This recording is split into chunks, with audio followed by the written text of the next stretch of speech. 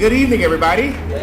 All right, well, welcome to our reception and toast to the 50th anniversary of Selma to Montgomery. We're all proud to be here with you this evening for this wonderful celebration.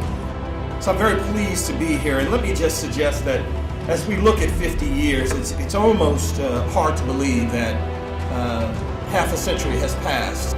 So as we all take a look around, I hope that this becomes not only to those of you who are here who lived it, those of us who learned it, and those of us who should know it. I hope it becomes more than a commemoration, more than just a march. I hope we understand that it's more than a movie. It's more than Black history. This is a seminal moment that changed not only Black America, but changed this country. We're not there yet, but we're a lot closer than we were. You're obviously a very big part of Montgomery. Our plant employs well over 3,000 people.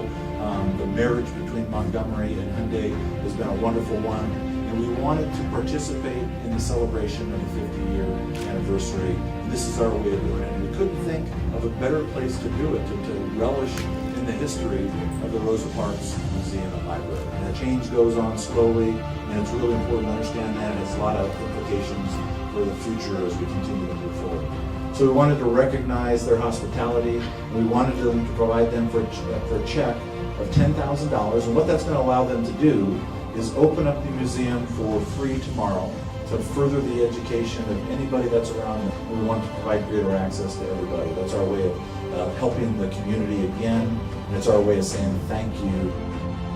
I also want to thank Hyundai Motors of America, not just for asking me to be here, and tell them about the importance of Black history.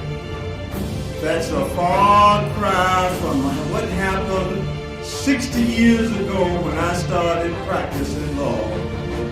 But to have these major companies recognize the importance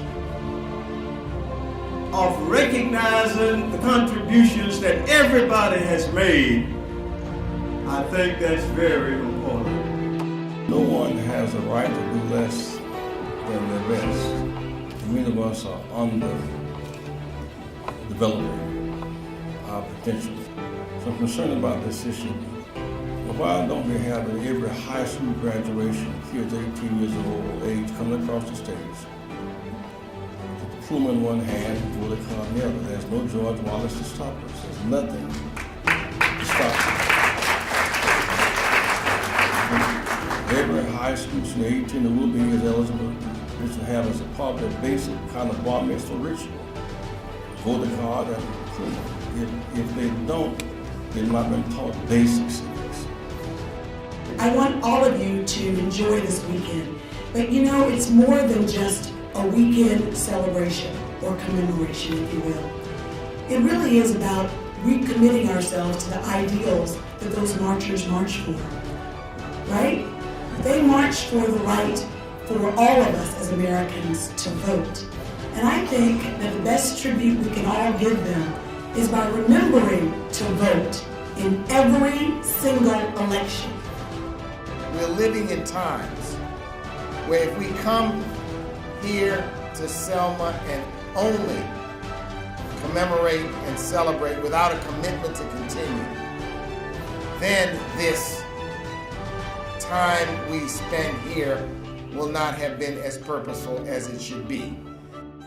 Everybody in this room, I'm challenging you to search your heart, your mind, and even your schedule, because we have to find a way to make sure that the sacrifice and the blood that was shed, more importantly, by so many people is not in vain. And that we can move forward 50 years knowing that what they secured 50 years ago, that we're going to make sure that it's not disentangled, but it is strengthened, even if it has to be in a new way as we go forward.